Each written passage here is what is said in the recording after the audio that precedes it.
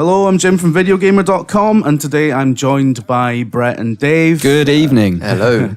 To talk about Ubisoft's The Crew, an upcoming next-gen MMO car PG. I like that. I like the car PG. Yeah, it's very good. clever, very good. So, Brett, you've played it, Yeah. and Dave, you saw it at E3 So last year? E3, yes. Right. Yes, I did. So I don't know anything about it, so I'll let you guys crack on with it. Yeah, so I mean, I saw it at E3. Yeah. And I was a little bit disappointed with it. I mean, it just felt like Driver. Yeah. That did seem like the general consensus out of E3 was that it wasn't that great. Yeah, I mean, I didn't get enough hands-on time really to try, to really judge it. The initial impressions were not particularly encouraging. But you went and saw it, 2-3 weeks ago? About Something 3 like weeks that. ago, yeah. And you came back saying it was really good. Yeah, gameplay-wise, it was. It was, like, I didn't get to play E3, I wasn't there, but they kept saying the whole of the USA, you can go anywhere, you can go from New York. I was like, yeah, but can you really, And then we sat down to play it, and they said, you've got the whole map to play. Some of it might not quite be finished yet, but it's right there in front of you. When you say the whole map, is that the whole world presented to you? It's available. So what I'm trying to say is New York isn't its own map. It's all part of one massive single Sorry, yeah, the open whole map. of the US, sorry, yeah. From what I've read, I mean, they're aiming for no loading screens or anything. Like, Right. You Yeah. can drive across the continent. That's quite Yeah, impressive. there wasn't any loading screens when I played it. Only if you fast traveled, obviously there was the time between. I was in, say, Chicago. I went to go to this mission in Detroit. When you, in like GTA, for instance, in GTA 5, when you come out of the map and just go, right, I want to zap to Trevor. I'm playing as Michael, I want to zap to Trevor. It was quicker than that. It was definitely much quicker to come out and straight back in, and then your car just plonks down right in front of the objective. And the mistake that I was making, because, like in all other driving games, when you want to do a mission, you drive up to it, park and rev your engine. Yeah, So you yeah. just drive straight through. You don't have to stop. So there was like a slalom one. We had to drive in and out of UV lights, equivalent of cones. Yeah. So I've driven up to the objective, parked. It said, "Oh, you got 30 seconds. Go." And oh, hang on. I'm at 0 miles an hour. And then you try and cut speed. So you start again, get as fast as you can on the way through the objective start point, and then just go from there. So you learn to, don't park, just keep going. Yeah. Yeah. Looking at the footage, it looks a little bit like Midnight Club, but on a Yes. much bigger scale. Is that fair? I'd say that's fair, but But it feels thing like is- Driver. It felt like Driver last year. It's like sort of like a fishtail, put your end out a lot. It's definitely back end heavy with the cars. You're definitely trying to throw the car around quick. You're not looking to, even in the performance cars, you're not looking to say, hit an apex, brake on the turns. Some corners you will want to do that, like the particularly tight turns in cities. Yeah. But for a lot of the time, you are simply throwing cars around the track, which is fun. It's the way the recent Need for Speed handled it as well. It's that sense of, you just want to go as fast as you can for as long as possible. And that's why there's that good balance of driving the off-road cars and the performance cars and in the different environments. So do they feel different? Yeah. Yeah. One thing I did deliberately try out was that there's like performance, dirt, street, and then there's stock as one of them. There's two others. I made the deliberate attempt of taking a performance car, which they say is absolutely not designed for off-road. And I was in a Lamborghini Aventador or something like that, one of the top-end Lamborghinis, and I drove it straight off-road onto a beach. And I thought, okay, well, let's see how different it is. that. And I couldn't get it off the beach. I was like 60, 70 miles an hour onto it, and I landed in the middle, and it was definitely a sense of, right, I cannot, if you go off-road in any race, it's nearly impossible to try and adjust yourself. So there is that, cars are designed for specific purposes. And in the rally cars, I stayed off-road, I was driving, I was having a good time. It was, really good. Why would I play it? So I play most races. I played Need for Speed last year. What's different about this other than the kind of spectacle of it being set across the whole of the US? I wrote in my preview that one of the things that really captivated me, because I'm like you, I play all the racing games, but I'm not a huge online guy. Need for Speed last year didn't do enough to make me want to say, right, let's get a bunch of friends together and let's do this. But one of the most fun parts when we played it in the preview, there was 4 of us together in our crew, and we was doing missions all on our own, leveling up our cars, improving them and whatnot. And then the developer said, okay, like we was in New York, and it's okay, the next mission you've got to do is in Miami, but instead of fast traveling there, set your waypoint and all drive there and see who gets there first. That wasn't a mission. We just said, we set a waypoint and we'll go. Yeah. And that was just so fun because See- everyone's marker was coming out and you get to see, and that was really, it felt like a Top Gear, I said in my preview, it felt like a Top Gear challenge. It's like, That's quite cool. you can go there by any means. I stuck to the roads, I stuck to the motorways, I stuck on the freeway. Other people got in dirt cars, they went off-road, they went through canyons. Yeah. And that feels really, And really that is, good. and that is cool, but this is one of the problems I've had with Need for Speed over the last few years is that in real world situation, when does that ever happen? When do you ever get a group of mates online? Yeah. And that happens kind of dynamically. Oh, yeah, it wouldn't happen. I mean, it only really happened because you're all sitting next to each other as a group of lads in a room. You have to make an effort to. And I think that's one There of my are- problems with games like this. It's that in theory, it's great, but in Yeah. practice, it never really comes together as it should. But I'd imagine there's lots of groups of friends out there. The ones who get together and play Call of Duty as a party would be the same. You know, they could do that with the crew. And I would try and make an effort to get a group of friends together and do this as well. And that was what I really enjoyed because there is that sense of, because you got the day-night cycle as well, you do really enjoy just driving around. Like all other games, you think, okay, I'll just zap to that mission, zap to that one, zap to this one.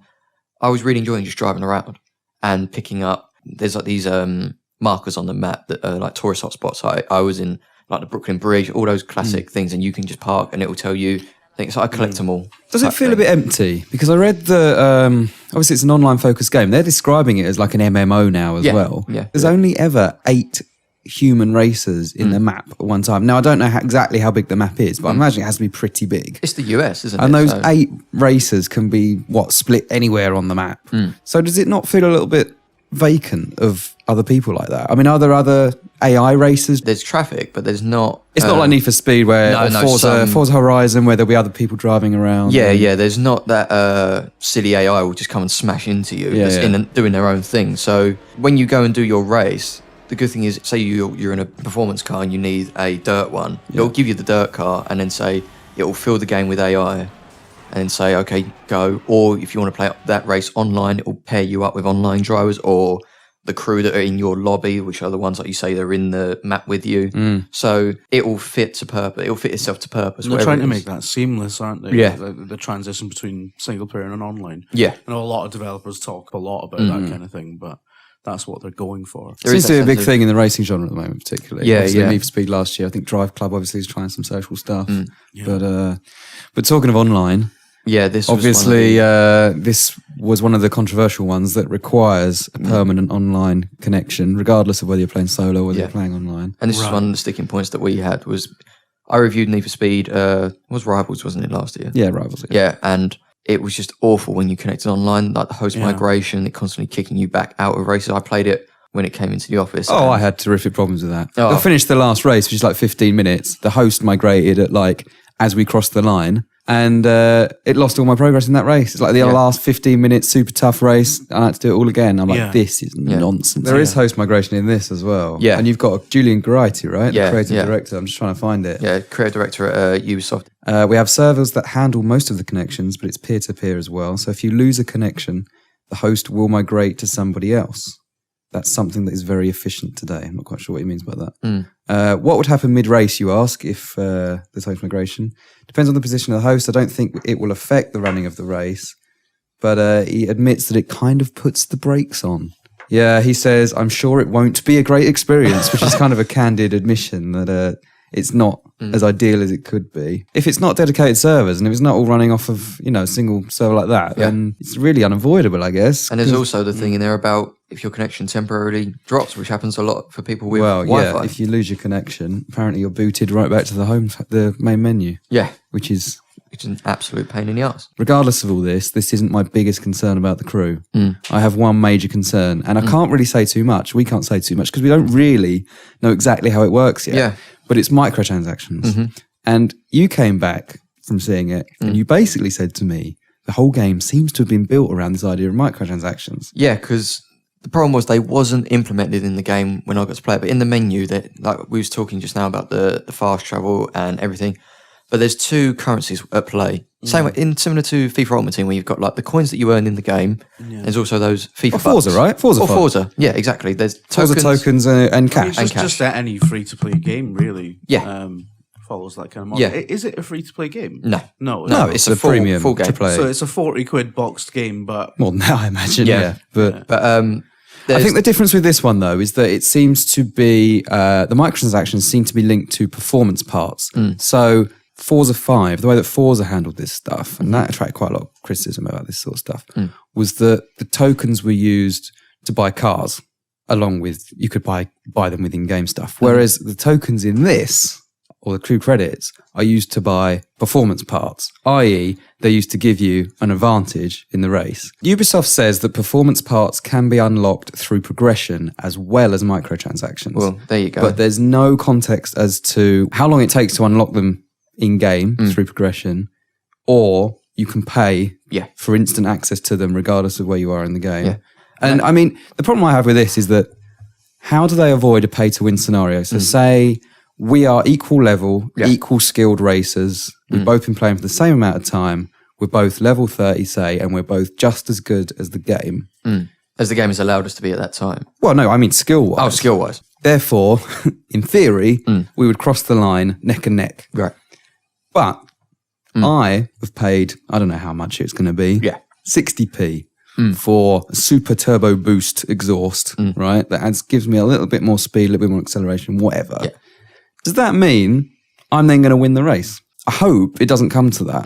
I hope it's balanced in the sense that it avoids pay-to-win scenarios. But because it's so like it's so muddy at the moment that we don't really know. The system is so complex because, again, it's an early build, so they might tweak it here and there. But the way it basically works is you can only do events as good as your level. You get a player level, which is, goes up like any MMO, whatever you got. Like I'm a level 28, I can only do a level 28 event. First, second, third, gold, silver, bronze.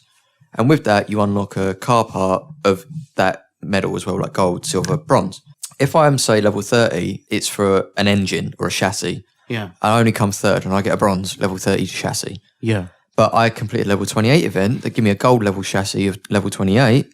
That gold part may be better than the bronze one of a higher level because, again, it's the level disparity, but also the rank. It's so complex. Issue. Oh, it's so. But it sounds like a kind of, obviously it's a premium AAA model in terms of a box release, but it sounds like they've merged it with the typical monetization of an iOS free-to-play game. I mean, the quote you've got here from Variety says that everything in the game has got this dual currency approach.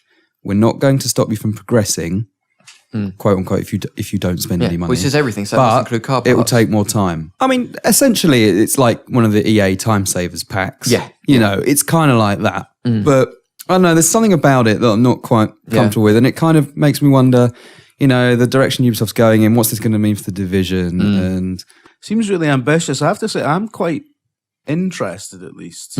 Like, I'm intrigued, E3 could be big for it in terms of just I'm just intrigued by the concept of, I'd like to know how big the world is, to be honest. I mean, obviously it's not going to be one-to-one by any stretch. Didn't they say how long it would take you to drive from one end to the other? That's 90 minutes, apparently. Yeah. 90 minutes coast to coast. So, I mean, that side of it is interesting. And I love Midnight Club. I love games like that. I think it took me a good 10, 12 minutes to drive, and that's just from memory, trying to drive from New York to Miami. So I don't like the name either. The name's terrible. It just strikes me as quite generic. That's how it struck me originally. It struck me as if I've played this before, and that's why I asked you, why should I play this? And nothing about it really, other than the concept of this is the US, has really stood out. But as a game, like if you play it now, for at least the build that I played, I was like Jim. I'm really interested and really just wanted to play more of it. Yeah, because it's when you look at the map and you look at all the objectives and all the missions in the map. It's huge. There's like 8 different mission types as well as the main story, and then there's all the stuff that you can do on top, just driving around. It's really dense. So there's Ubisoft have become like really shit hot at the whole open world collect them up as well. Yeah, like, they've mastered that. Yeah. So for that reason as well, it's quite interesting. Yeah, there you go. Yeah, time will tell with this one. When's it out? They didn't announce an official release date yet. They're just saying 2014 at the moment. Yeah. Right. Who knows, might find out at E3. I'm predicting September. Yeah, that sounds like a good bet. Yeah. Cool. Cheers, guys. Thanks Cheers. for watching. No worries. Thank you. Alright, I'm Detective Inspector Tam McLeish and this is a shite bag test. Click that and subscribe. If you didn't, you're a shite bag and you're going in there, right?